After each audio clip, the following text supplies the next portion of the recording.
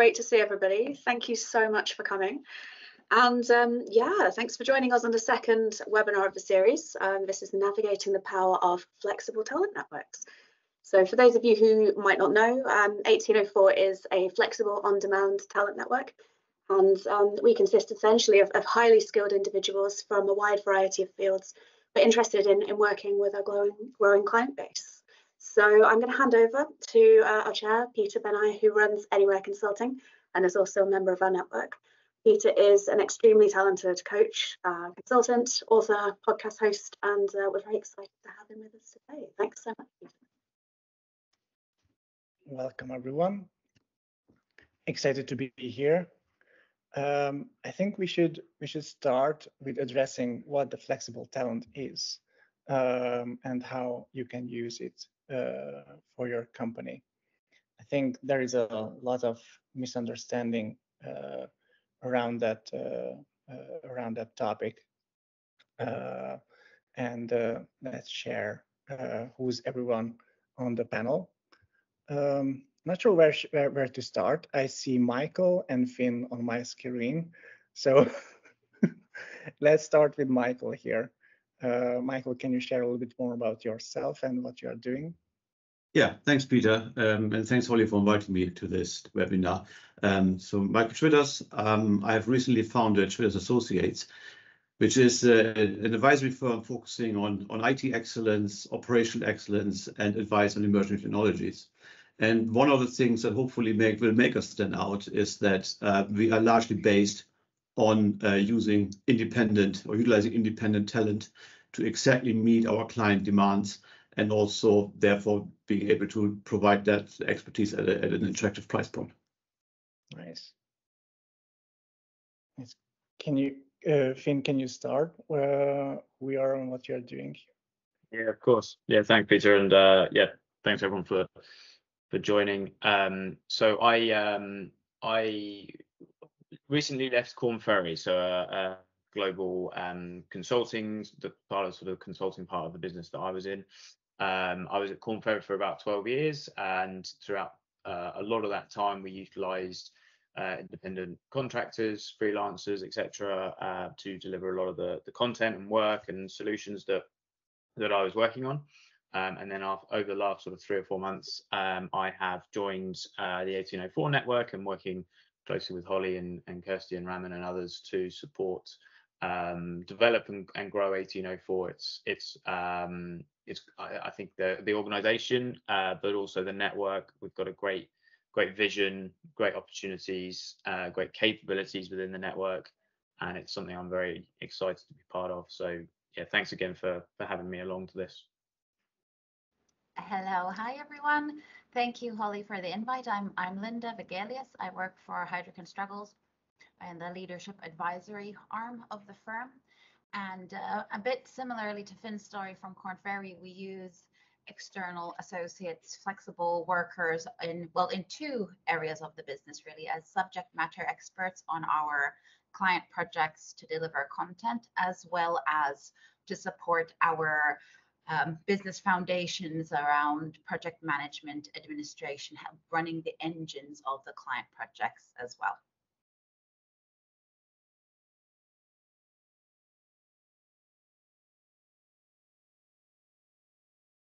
Sorry, I was muted. So I think just to warm up the conversation, I think we should start with addressing what the flexible talent is, because this topic has evolved in the last at least 10 years. So personally, I started my own journey in the advertising industry in London, and we also had what we might call flexible people or flexible talent. We call them contractors and freelancers that helped on certain projects, but they were all in office or loosely connected to a certain location. Now that we have like remote work and distributed work, it's kind of like different a little bit. It has a different connotation on flexible talent. So I would love to learn what you, Linda, Finn, and Michael, how you are using flexible network on your daily operations and daily work. Maybe that can help expand a little bit more about that topic. anyone can start. Yeah, thanks, Peter. I'm happy to talk a bit more, again, sort of going back to those days at Korn Ferry and how we utilize flexible talent. I'm happy to kind of start in that area. So Korn Ferry have a number of different solutions within the kind of consulting part of their business. Obviously, vast majority of it is sort of advisory service, based around talent, based around HR and that area of expertise. Now, the organization itself is not huge. It's not a big four. It doesn't have, tens of thousands of individuals based all over the world, but they do have a significant footprint in certain areas of the globe. And for them to be able to kind of support the clients and support the requests, support the solutions that they're looking for, they needed to rely on those contractors, not just because of the expertise that everyone has, but also to be able to rely on those people that might have been in location. Now, I'm kind of going back pre-COVID days, but we always used to have a bit more of a requirement to deliver work on site, as we all were aware of, and Korn Ferry obviously required that expertise, and most of the time within sort of a client site. My area tended to be more around leadership development and around the assessment space, but Korn Ferry also did a lot of work within organizational strategy as well, and those contractors were very valuable to be able to come in and support with those areas and be able to kind of work directly with clients and act on behalf of Korn Ferry to support the work that was carried out. So yes, so the as I say, the one of the main reasons there, I guess, to some extent, is the internal versus the external viewpoint, if you like. So how many people do you have internally? What are their capabilities and who are they? Where are they? But also then how, what does the external network look like as well?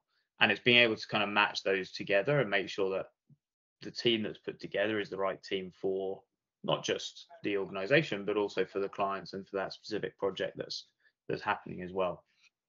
So I've had a very positive experience with a vast number of contractors over the years who have been able to deliver some really great work to clients, and clients have really seen the benefit of that. And I think over the last 3, 4, 5 years, I think there's really been a turning point for people to be able to see talent as talent. So rather than seeing talent as an internal person or an external person or someone that works here or there, they see talent as that expertise. So so that's my perspective. I think I've definitely seen a turning point, and I think I've experienced it, the incredible positive impact that a contractor network, a freelancer network can provide. Yeah, maybe to elaborate a little bit on the positive experiences. So in essence, what drove me to set up the business model and operating model of Schwitters Associates as it is, and as I described briefly in my introduction, I have about 17 years consulting experience. I was a former partner with Ernst & Young. Before that, I spent about in total 8 years with Accenture. I was also part of PwC. And one thing that, or there's 3 things that to me that stand out as areas of disruption, if I could put it that way. Number 1 is that clients often pay, if you look at the high fees that the Big Four and the other MBBs charge, clients pay for 3 things that they should be paying for. Number 1 is they're basically bankrolling the bench that those big organizations have. Number 2, not so well known, but a clear fact, is that they often pay for resources to learn on the job. So often, the way I put it, bright young things, ambitious young things are put forward from the client, great CVs, but often in reality, people like myself had to coach them to actually be able to do the job. And that's not right. And the third one is every autumn we see in the news the astronomical partner bonuses, which are not justified. I'll put it that bluntly. And there's a third thing that clients are paying for.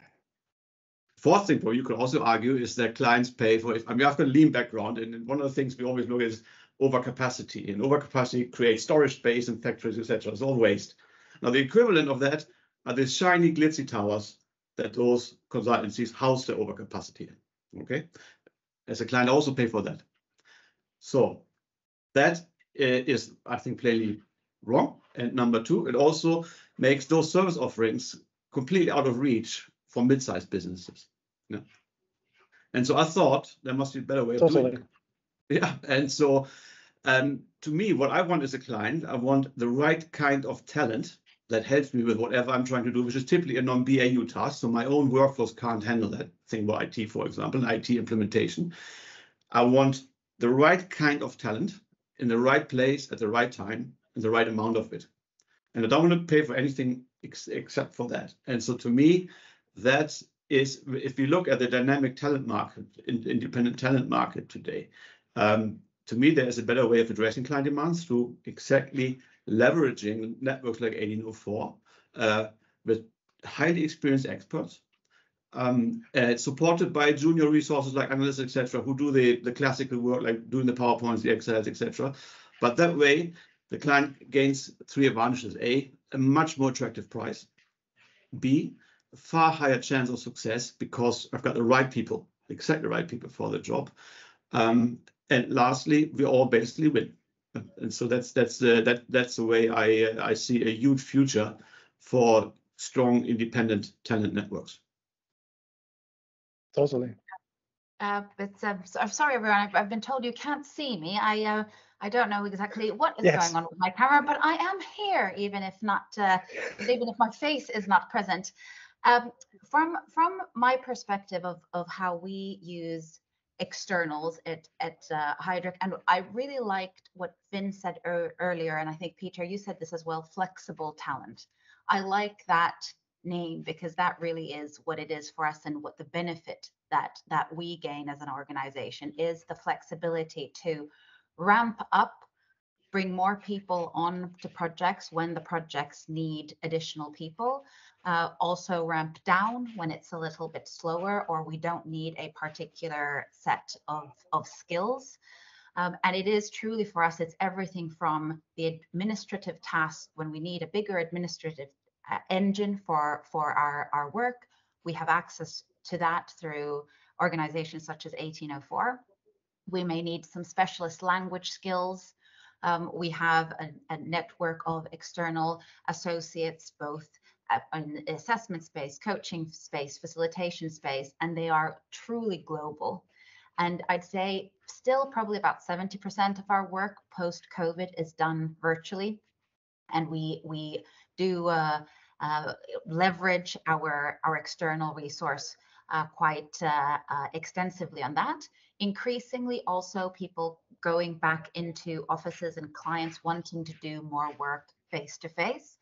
But we found that most of our externals anyway are very happy to also contribute to that face-to-face work. And it really gives us the opportunity to match the right person for that client when we're not only relying on our internal workforce. I really loved that you said 2 different keywords to me, by the way. One was that it was always distributed, or at least it is distributed right now. So you do most of the work online with these people. I think we should address that because that's not given, and that's kind of like a disruption within this field for sure, and it has its own set of challenges and risks as well. And the other thing is that it's modular, right? So you can scale up, scale down, depending on what are the needs of your clients or your projects. Let's address, I think, the modularity first. So in my experience, I see that flexible talents can help with certain types of projects, but they might not be able to help with different types of projects. Kind of projects where they can really be helpful are, for example, new business. So if the client wins a new business, but they have a rack of resources, it's easy to ramp up with the flexible talent. If they lose that client, it's easy to ramp down that flexible talent, and so on. What other cases that you saw in your field where it was easy to modular replace a group of people, flexible talent people, onto your project? What kind of project that you can explain? think for me it was yeah, certainly I agree. Certainly that kind of that obviously that sort of modular concept. I think there's a difference, you know. So if you look at kind of all different industries, you know, you could argue that you could put a freelancer or contractor into any type of industry. But I think what you've pointed out there is it's kind of at what point do you bring them in?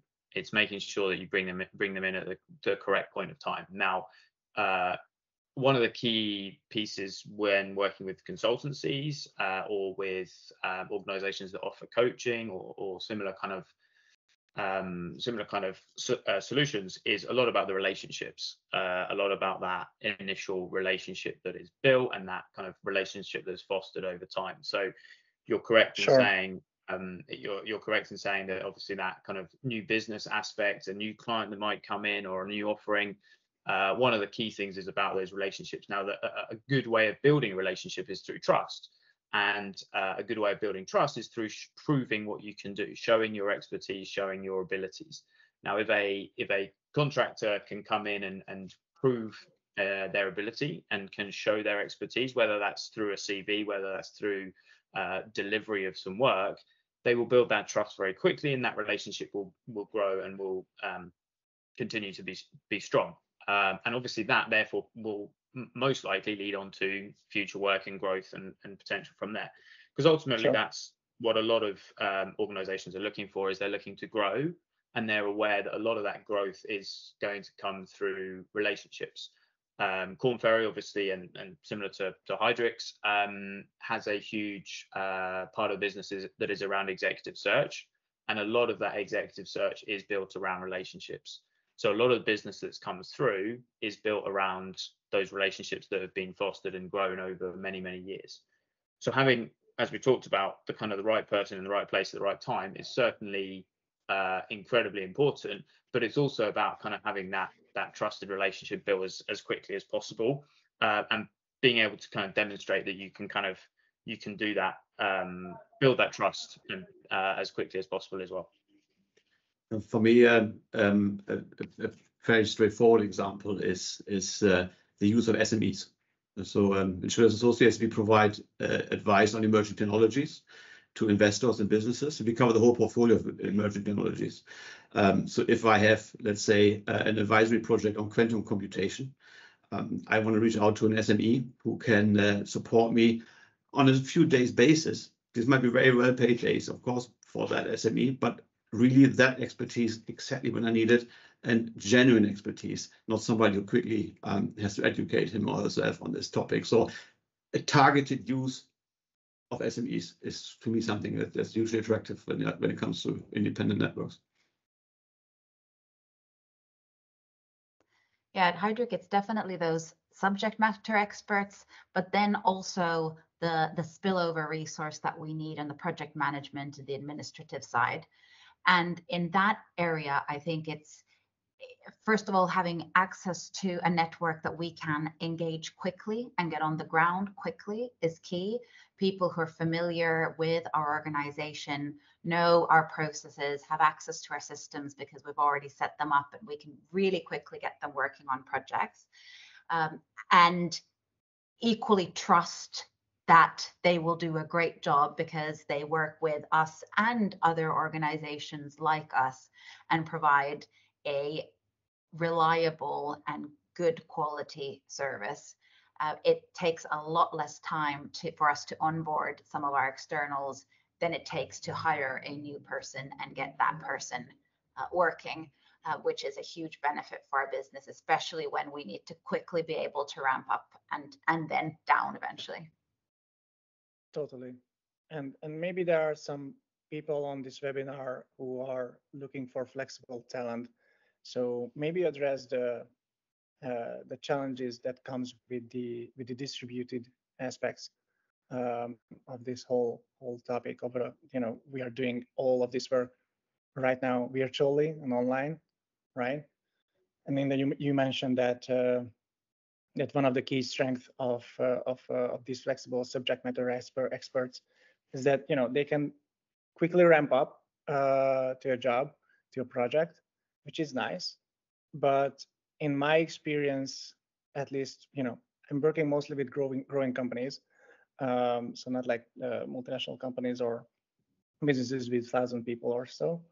And what I see is that they are usually not ready with the housekeeping that they need to do in order to be able to work with flexible talent with a hastened pace. Their lack of documentation, their lack of processes, their lack of agreeable goals, and so on and so on. We can go on. How can we make sure that as a client for flexible talent, that we do the necessary housekeeping to be able to work with flexible talent as it should be, which is fast, easy, and easy to scale up and down and ramp up or put on new projects really quickly. Yeah, I would say you need the middle layer. That's like, for example, the role that we are playing, where you have experienced people helping smaller businesses to use independent resources well. This ramping up, this ramping down, making sure that it's the right talent to start with, making sure they know what to do, steering them, helping them to be successful. That's the middle layer. I think if a network like, let's say, 1804 or Heidrick's independent talent network that Heidrick also the business talent group, etc., if they're left alone, whether it's somewhat inexperienced client or even a big client, I mean, they don't have time to manage those contractors. Today, that's often the role that the likes of EY, PwC play. They sit there on the program management office at high cost, as I said earlier. That layer is still needed, I would say, in many cases. If I have more than 1-2 contractors, I need that middle layer for coordination and ensuring success. That's what I would say. To build on that, I definitely agree. I think it's the utilization of that middle layer. What are they focused on is the most important thing, is because ultimately they could be focused on, rather than having to hit a 70-80% utilization target in front of the client, you could reduce that slightly and allow them that opportunity to be able to document things, to be able to build those relationships with contractors, to make sure they are vetted, make sure there is a quality assurance process along the way. So it's making sure that the workload is split accurately and the business metrics and business targets are reflective of that. I think sometimes you find that those middle layers are pushed quite hard in terms of their utilization, and that means that other workload therefore isn't complete, because ultimately it's kind of seen as second choice, with client work always being put as first choice. And so again, it's that opportunity of being able to make sure that people are used in the correct way. Individuals that have been in a middle layer of a consulting organization or any organization, any business, will understand, they'll be able to look up and look down, they'll be able to look around, they'll be able to talk to peers, etc., and understand what needs to be done. Now, a contractor doesn't have that luxury. Therefore, the best use of the internal talent, if you like, would be to make sure that they are doing those different processes of documenting, etc., along the way.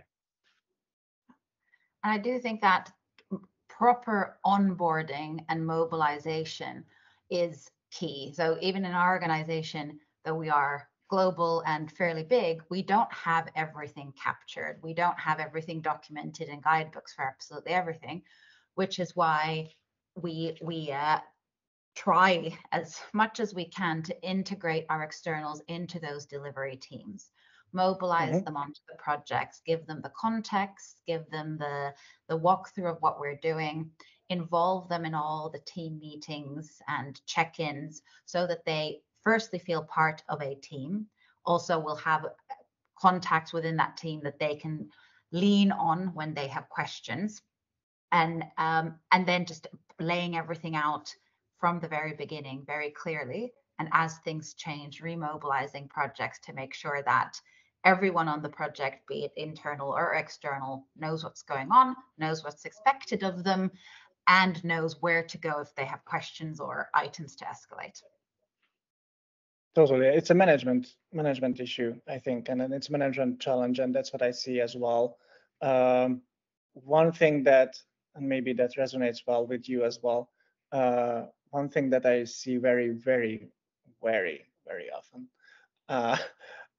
is that people who are leaders or managers in office teams they apply different leadership practices that compared to those leaders who are working in distributed teams and working online. So one thing, for example, is how they track progress of a project, how they track performance of an individual or a flexible talent. For example, on a distributed team, it's more passive, so it's more analytical, people analytics, everything is measured passively and intervene only when it's necessary. Meanwhile, in the office teams, usually they rely on face-to-face meetings and communication rather than passively measuring everything online. What other examples or experiences that you can share from your work, how this leadership difference can be seen when they are managing distributed flexible networks? Oh, they can ensure that they manage rail. Yeah, sorry. I do a lot of the staffing of our projects. So I work with our partners and principals to put together the delivery teams. And knowing that our different partners have different sort of management styles, there are some partners onto whose projects I'm less likely to put flexible talent, because they perhaps are of the style of more in-office working together, having face-to-face interaction in-person meetings. And I may well guide more of our internal talent to them. Whereas then knowing some of our other partners whose management style is more flexible, also who themselves are rarely in the office, are used to working more online, prefer even to work online, I'll put forward to them more of our flexible talent or recommend for them more often external talent onto their projects, because I know that they will work with them better and that the experience will be better all around. Makes total sense. So to build on that, to get the right people in the right place and make it work, one of the things that we focus on is delivery optimization. So meaning we want to be the layer between executive sponsors and a large ERP implementation. So we want to be the glue that ensures success.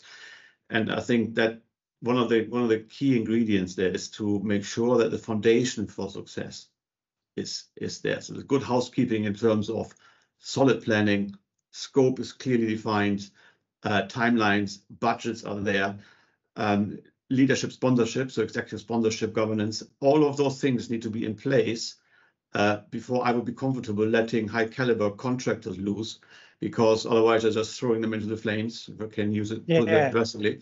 I need to make, and this is my job basically, and the job of my core team, to ensure that foundation is there, and only then do we know who is needed, where and when, and what budget do we have available, all those things.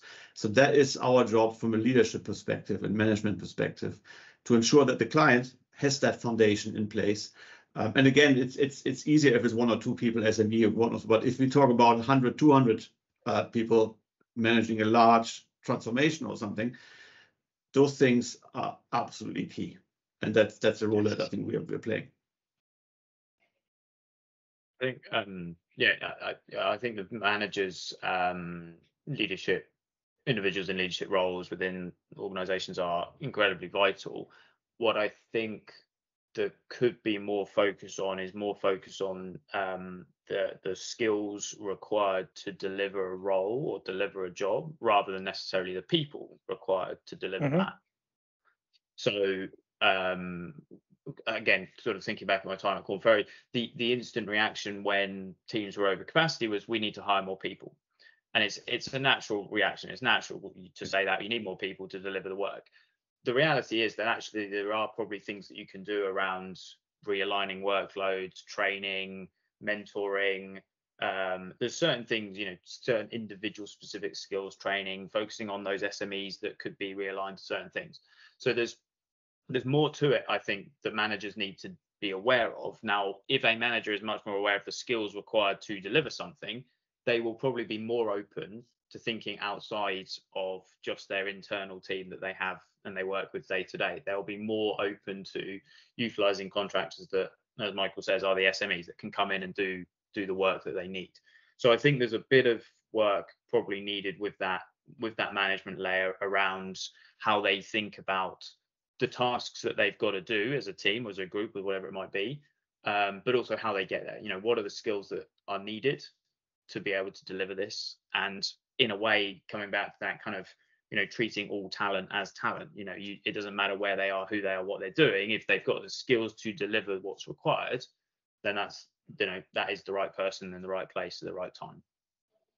Totally. This is interesting because it's a, you know, hiring immediately when you have a problem, it's like a resource mindset, right? So it's like you know, you're running the spreadsheets and you're a lack of people, you need to hire more, and it's usually the answer, well, not usually, but you know, sometimes the answer is not the resource mindset, but more like an operational mindset, that you need to do some, you know, internal housekeeping to you know, free up some stuff or make some things more efficient.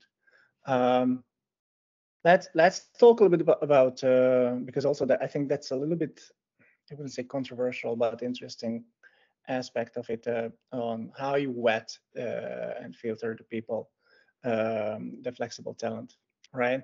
So, I mean, I personally started working 100% remotely and online in 2014. So, my God, 10 years. So, and and the big promise of remote work was that, oh, you can tap into the resource pool of the entire planet. You are now hiring globally, not just the immediate vicinity of your head office or whatever office you have around your city.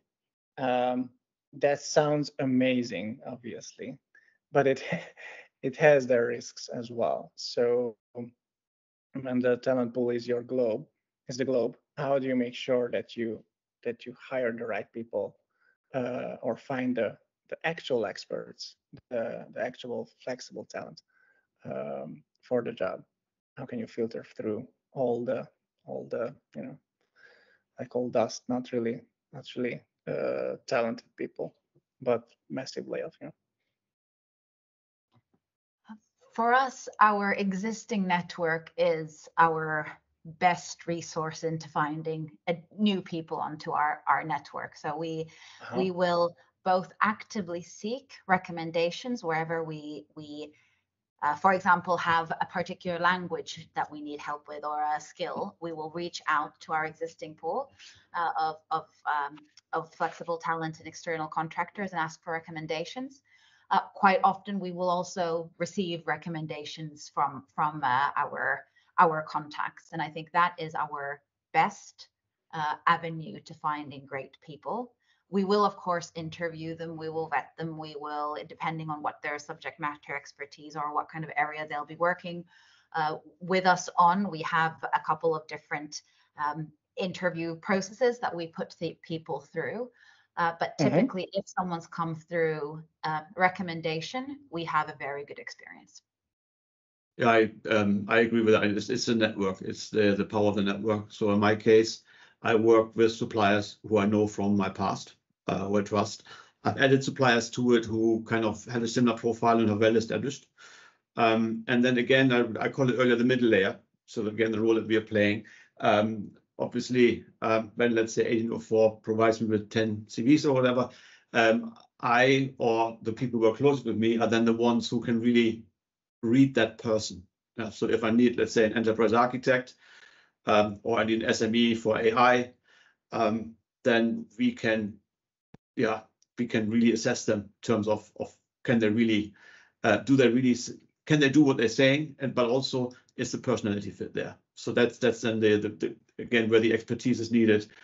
You need to understand you need to be at home in the area that they're going to work in. You need to understand that and have a trusted network, and then be the matchmaker basically. Exactly. I think you're more likely to take a risk with someone who's been recommended to you from a personal recommendation or an alumni or something along those lines. So you're more likely to put that person into an environment where they need to deliver what is being asked of them. And ultimately, I guess that's it, is the sort of, the proof's in the pudding really, isn't it? Is that if that individual can then demonstrate what they say they were going to do on that program, on that live bit of work, yes, there has been a risk, but there has also been a great reward to that as well, because that individual has been able to deliver what they said they would do. So yeah, I agree with both of you. It's the kind of, you know, you take that risk, but you build that with the trust that you have over the months and years of individuals that you've worked closely with. Totally. There is a question from the audience, from Steve Murphy. Do we know the numbers of the flexible talent market? How big it is? What is the size? To me, it's a really interesting question, because I'm not 100% sure that it is separated from the actual global talent market right now, since everyone is working well. Most of the people are able to work remotely, especially within these industries that we are present in. So like mostly consulting and stuff. It doesn't really, you know, separate it from the overall numbers, I think. Yeah. But I would love to hear what you say about that. Yeah, I'm sure there's probably a quick sort of snapshot that could be found right now in this moment of, okay, how many people are, for example, in the UK are self-employed, for example. You know, you could find, I'm sure, a way in which you could find the kind of number of a snapshot. But then the other argument is, if you were to present an opportunity to someone who is currently in a full-time role, and that opportunity is of incredible interest to them, they would instantly be interested in becoming a, you know, flexible talent and potentially taking on an opportunity. So I think it's obviously always going to be a very changeable number, and arguably actually a number that is never, well, it is never going to be fixed, but also is never going to be really kind of fully understood, because ultimately you can't be inside the heads of every single employee, every single worker that knows exactly what they want to do and when they want to do it. You know, it's changeable every day, I would say. Quickly, I want to add something, sorry about that, to jump in, which I saw very often in the last year. There is a huge surge in the what we call now fractional talent markets. So people doing fractional work for others, pretty much part-time, kind of like that. Work mainly in consulting and stuff. And it was interesting to see that there was a big layoff, especially in the tech companies, of course, last year. And some of the layoffs were actually not layoffs, but they switched from full-time employee to fractional roles or flexible talents. So yes, it is totally true what you said, Finn. Sometimes people just got presented a more flexible opportunity from their current role, and they take that opportunity because it's, again, on an individual level, it's a more flexible type of work. Sorry to jump in. No problem. I think I always I don't know if this statistic is still correct, but I think the NHS, for example, always used to be the largest employer in the UK. And, you know, even within the NHS, if you think about the different boards and public sector stuff, private sector stuff, there's a huge difference in terms of all of those different people that work there, all those different individuals. And you would argue that some are you know, flexible, some are, you know, there's every kind of different individual employee type just within that one organization, in inverted commas, and that's constantly changing, you know. But it is again, it comes, I think for me, it comes back to that kind of the skills that they need. You know, the NHS is obviously providing such an incredibly vital service. They're not too worried about who those people are or how they work. Ultimately, what they want to do is ensure that people are cared for and kept safe, etc. And those skills that people have are those skills that can help to ensure that that organization continues to go from strength to strength as much as possible. Sure. And I think the self-employment part that you said, I think it's a really good indicator as well, from a legal perspective. So the number of people who are self-employed are rising.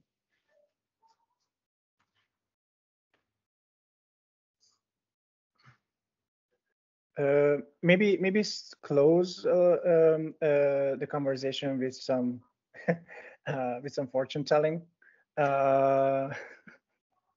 how do you see the future for flexible talent networks? What do you think will be a challenge that you need to overcome in the near future, and what would be a great promise that we can see unfilling in the, I don't know, next 1 or 2 years? I know it's harder to take any kind of future telling if it's a closer date. It's so much easier when we are talking about 10 or more years, but it's still interesting to talk about. To me, I think it's what I find exciting is the perspective of in the near future or midterm future, there to be a much better match between demand and supply. So we're unlocking a little bit this rigid model that we have today, and also that the right people get in front of the client at the right time. I think that's something that through remote working, through better platforms, both in terms of the suppliers of talent, but also the platforms where we can see the opportunities. There's more and more emerging. I think there will be some clear winners emerging. And that, again, what I said, allows a far better match of demand and supply. I mean, work example, going back to what I started with, why should I be a frustrated senior manager in a Big Four who doesn't get the opportunities for all kinds of reasons, because of the complexity and inefficiencies of the machine, when in reality, I can work, in essence, less days than I'm occupied with non-value-added activities in a big consultancy, but during those days, earn an attractive rate determined by the demand-supply balance. So if my skills are in demand, it's a fantastic win-win if we get this right. I completely agree that the supply and demand model is going to change the way in which we do things in terms of kind of looking to the future. If you think to sort of people, process, technology, we've obviously had a huge shift and change in technology, and that's driving things forward. So the technology at the moment is the aspect that's kind of pushing us to those extremes and testing us in terms of where we can go. But to make it a success and to make organizations grow, you need all three. You need the people, the process, and the technology. Technology's advancing quickly and making huge headways into things, but you need to have the process that sits behind that, and ultimately to kind of build that process, you need the people to help with that. Now, therefore, it still comes back to that same point, which is actually the people are just as they are fundamental to the success of the process, the success of the technology that comes through. So the people that we need aren't always going to be the people that are right there. And I come back to the kind of that concept of the sort of high potential person versus the skilled person, if you like. Now, there's a bit of a difference. You might have a team of great high potentials, but ultimately they may not have the skills that are needed to actually deliver the work that's there. So what you're going to have to do is you're going to have to find those skills. So therefore, you're going to have to widen out that supply that Micah talked about. You're going to have to look further afield than what you were looking at originally. So if you look further at that, you're going to find that you're going to need to bring in some freelance contractor resource to support the work that happens. And obviously through that, technology advances, process advances, people advance, and ultimately, therefore, there's going to growth with that. So yeah, I certainly see that happening. I think technology is going to continue to push us to make sure that happens. And I think, again, that middle layer, those individual managers, leaders are going to have to recognize that we need the process to support that, and therefore we need the people and the skills to be able to deliver that as well. I think it is going to continue to grow. I think we're going to have more young people get interested in the flexible working. The only thing that I want for us to see fixed in the near term is tax. It's I've had a couple of younger people on our flexible network, and who I know in my personal life, who their dreams of global nomadship have failed because of tax reasons. And I would love to see that problem solved so that we could truly become global nomads, travel the world, work wherever we want, and not have to, every 3 months go back to some country or spend 6 months somewhere just for tax. Oh my God, don't get me started on that. Yes. By the way, there's I think a couple of months ago, I saw the news that the UN will whatever the UN is doing nowadays, by the way. But the UN is discussing a global minimum tax that can be applied for nomads as well. But yeah, it's a headache currently. I'm not sure how it will be solved. Personally, by the way, I think that everything is much like technology driven in this conversation, obviously, and resource driven. And as technology will catch up, technology will continue to evolve. I just hope that in the near future, we won't lose the human element from this conversation. Because at the end of the day, these are people working with people for other people on people-driven jobs. So regardless if you are pixels on the screen or in a virtual reality or whatever it is, it still will be people on this conversation. There's a question. Yeah. Sorry. I was just going to say, I definitely agree with you about a couple of comments that we heard earlier on around how a network's built, if you like, or how do we find the people is completely around that trust. You can't teach an AI program to create trust. So the reality is that you're gonna always have to have recommendations, networks, and those kind of individual relationships. Totally. The way I see it, the technology is the platform, but it's the human element that creates the trust, not the technology. So there was one other question, sorry, again from Steven. Sorry, Steve. How do these roles compare with current interim management roles? What would you say to that? Yeah, I wanted to chip in earlier when we talked about the fractional executives, and I think this is a bit related to me. So to me, again, it goes back to the middle layer. And I personally have a bit of a problem with interim management because, I mean, that's something we see today, we've seen for a while. And again, it's not a clear-cut thing here, but my problem, and I've seen this firsthand on big projects, an interim director is hired, being put in place at a very attractive day rate. And that person is motivated by staying on for as long as possible because of this very nice day rate. And so they're doing a reasonably okay job. They're saying the right things, they make themselves popular, but they're not prepared to call someone's baby ugly. And that's, I mean, we, for example, focus, amongst other things, on turnaround of struggling projects. And the first thing I have to do is calling a baby ugly sometimes, because otherwise no point carrying on. And so the difference here is, and it could be fractional CIOs, etc., they carry on.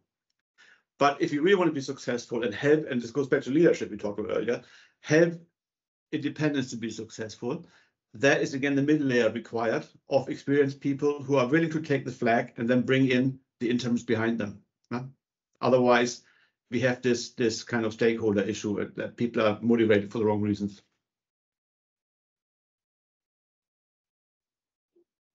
Totally. I've saw this many times, by the way, too. Yeah. And I think another difference maybe is that at least for us, most of our, if we bring in someone interim into our organization, they have a set role in which they will be 5 days a week for a certain amount of time. Whereas our external pool of the flexible resource, they will work with many organizations at the same time. They will be working for us even perhaps on several projects, doing a slightly different role on the different projects, or the exact same role, but on different client projects. But they will usually be spinning many plates at the same time for many client organizations. Whereas in my view, an interim will usually be just employed by the one, or at least in our organization would then just be working for us.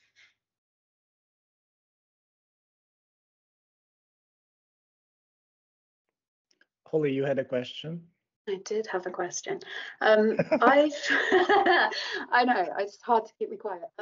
I'm interested in having lots of conversations lately about the growth of talent networks with other founders and people who are interested in the sort of technical autonomous side of this and bringing in AI. And a lot of people that we have spoken to have kind of been split down the middle between do you grow a talent network to an Uber sort of size by removing the human elements and using AI to grow to that point? Or is there always going to be essentially a skill set where people like ourselves, focus on the artful aspect of it, the human aspect of it, and find the right fit rather than necessarily just putting people through an algorithm? I am obviously on the art side of it. I think there's definitely something in the middle to meet around AI and how it can be used to augment the work that we do. But I don't personally see it as one or the other. So I'd be interested to see what other people thought around that. I think I'll start. I think the higher up you go in the value value of individuals, the less relevant AI becomes. And so I'll give you a work example. If let's say if I need 20 testers as part of a system rollout, I can ask TCS. They've got 2,000 of those people available, and maybe AI, a smart search algorithm, can help to find the most qualified ones based on a fixed set of criteria. So that's where AI can help, because yeah, I'm sure the individuals vary, but the testing skills are pretty much the same. So I can take the risk there of using technology to make matches. If I need an experienced enterprise architect, or in our case, we spoke about the whole lean coach, for example, that is down to personality more than anything else. And the CV only tells me so much, and AI only can scan the CV and come to conclusions. But the moment I speak to the person, I get a far better feel for where do they fit, where do they not fit. And I think AI will never replace that. I would turn the table a little bit, sorry.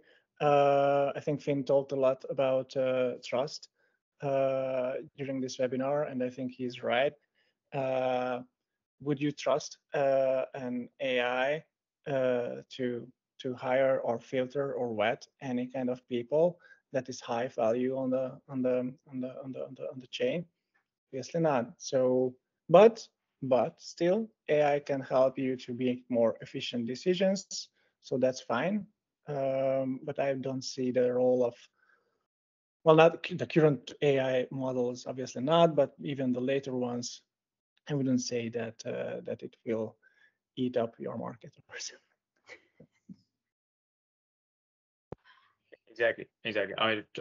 I can trust the technology and the process, AI together to get us to a place faster.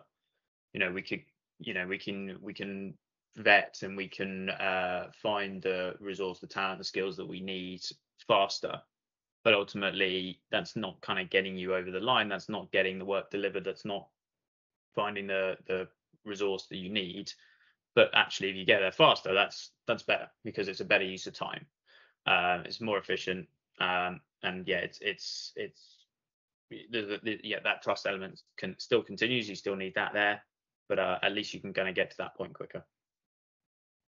And if AI takes over all the matching, I'll be out of a job. So I certainly hope that doesn't happen. Also, I'd like to think I add value over technology.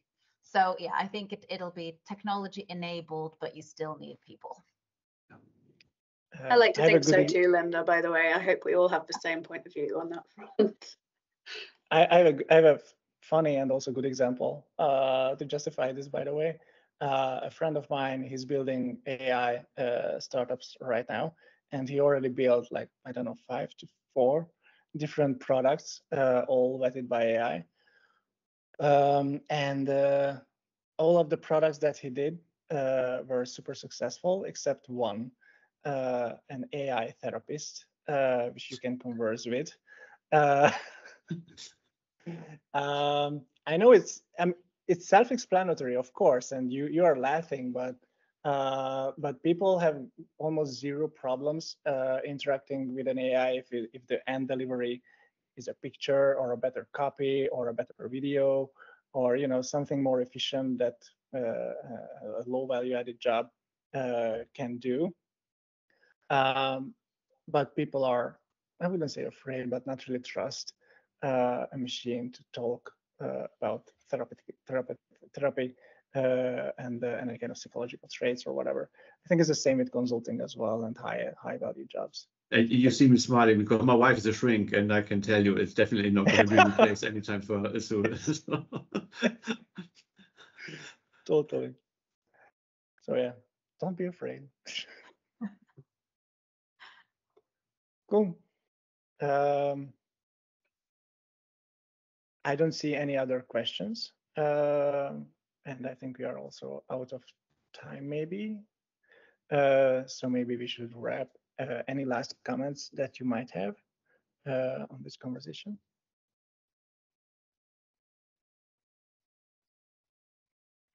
I think Just thank you. Yeah, exactly. Yeah, exactly. I think we've covered a number of different areas. I think it's been an interesting discussion. I think the future is unclear, but I think through these types of conversations, we are starting to kind of unlock what it might look like, and continuing these conversations will clearly help to establish, that we are focused on talent, we're focused on skills, and we're focused on making sure that everyone enjoys what they do, but also is able to be in the right place at the right time, doing what they want to do.